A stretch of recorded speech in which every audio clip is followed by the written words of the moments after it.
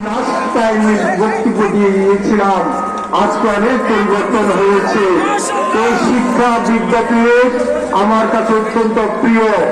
এখান থেকে লাকসাম যেতে একটি মাত্র ব্রিজ দিনেই আমরা লাকসাম হেঁটে যেতে পারি। আমার চেষ্টা করেছিলাম, আমার সময় আমি এটা করতে পারিনি, সেজন্য আমি দুঃখিত। প্রিয় ভাইয়েরা, আজকে রোদ্রের মধ্যে আপনাদের প্রোগ্রামটা আমি আসা আমার জন্য দেরি হয়েছে। আমি বাসার থেকে রওনা হয়েছিলাম 9:30। তো আমি অত্যন্ত দুঃখিত। আজকে আমি আপনাদের সামনে এসেছি, অনেকদিন পরে অসুস্থ ছিলাম, এটাই সত্য।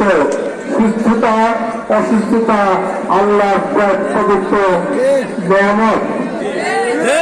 আমি চেষ্টা করেছি সুস্থ হয়ে লাকসাম মনোরঞ্জের বাসীদের পাশে আমি দাঁড়াতে পারি যেন, এটাই আমার একমাত্র পরম করুণাময় আল্লাহর নিকট আরোগ্য। প্রিয় ভাইয়েরা, আপনারা জানেন রাজনীতিতে শেষ কথা নেই। আমি বিশ্বাস করি রাজনীতিতে যখন আসে মানুষের সেবা করার জন্য এটা মুখ্য।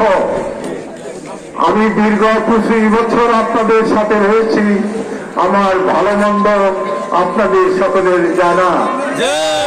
আমি অত্যন্ত মুগ্ধ।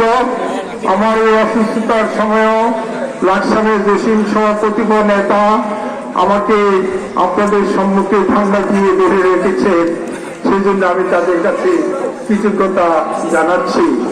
প্রিয় ভাইরা, আমাদের সামনে দিনগুলো অত্যন্ত কঠিন। কারণ হলো আমরা বাংলাদেশকে ভালোবাসি, আমরা শহীদ প্রেসিডেন্ট জিয়াউর রহমানের আদর্শের সৈনিক, এটাই আমাদের পরিচয়। নূতন ভাবে বাংলাদেশ স্বাধীন হয়েছে, ছাত্র জনতার ঐক্যবদ্ধভাবে সংগ্রাম করেছে, তাতে আমরা স্বৈরাচারকে ধ্বংস করতে পেরেছিলাম। সেদিন হাসিনা বলেছিল হাসিনারা পালায় না, 45 মিনিটের মধ্যে হাসিনাকে পালাতে হয়েছে। আমি আপনাদেরকে বলতে চাই, প্রিয় ভাইয়েরা আমার, আমরা মানুষ হতে চাই, আমরা আওয়ামী লীগ হতে চাই না। এই কথাটা আপনাদেরকে মনে রাখতে হবে। আপনাদের দায়িত্ব অনেক বেড়েছে। নতুন করে দেশে যে প্রেক্ষাপট সৃষ্টি হয়েছে, এই প্রেক্ষাপটকে আপনারা ধরে রাখতে হবে। আপনারা অন্যকে দোষ দিয়ে নিজের কাজে নিজেরা অবমুক্তি পাবেন না। সে যেখানে আছেন স্ব পদে থেকে দেশকে সাহায্য করুন। মা হলো আমাদের দেশ, মা মাতৃকাকে সাহায্য করার জন্য উজাড় করে দিতে হবে আমাদের যা রয়েছে। যা পাইনি তা নিয়ে দুঃখ করে লাভ নেই, যা পেয়েছি তাকে রক্ষা করতে হবে। বাংলাদেশের মূর্তি পৃথিবীতে আজকে অনেক উন্নত, সেটাকে আমরা আপনারা মিলে আরো উন্নত করব, এটাই আমি আপনাদের নিকট অনুরোধ করব। কে ভালো মন্দ সেটা আজকে বিবেচ্য নয়, আপনারা সাদার কারোর মধ্যে পার্থক্য করতে হবে আপনাদের। যদি আপনারা এটাকে পার্থক্য করতে পারেন তাহলে আমরা সাকসেস হব। আজকে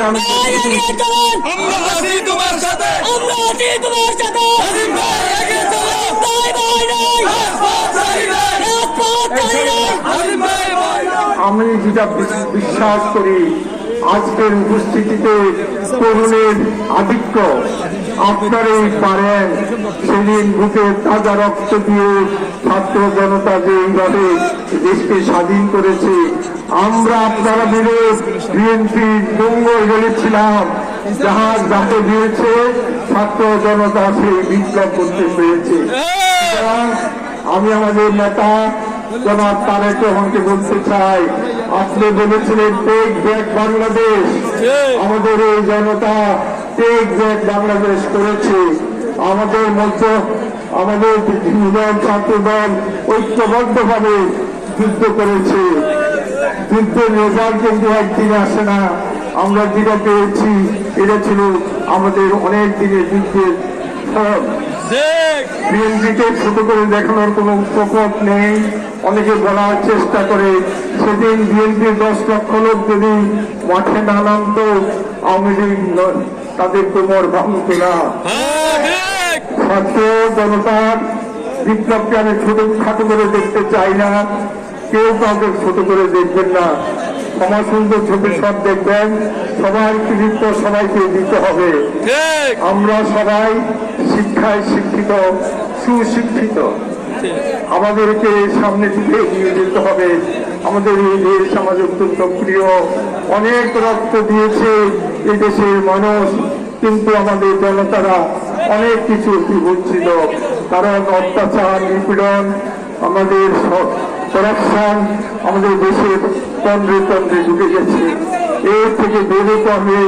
আপনাদেরকে আমি সবসময় বলতাম, মাছ পচে মাথা থেকে। তো নেতাকে দেখতে হবে আপনাদের নেতা কতটুকু সৎ। আমরা জিয়ার আদর্শের মানুষ, অল্প বয়সে তিনি একজন সাকসেসফুল প্রেসিডেন্ট। তার জায়গা আর কাউকে বসাবার মতো আমার ধ্যান মতে লাগে না। আজকে শিক্ষা দীক্ষার বয়সে আমি অত্যন্ত বয়স হয়েছে, তাই আমরা বিচার করার মতো সক্ষমতা আমাদের রয়েছে, সত্যকে সত্য বলার মতো সাহস হয়েছে।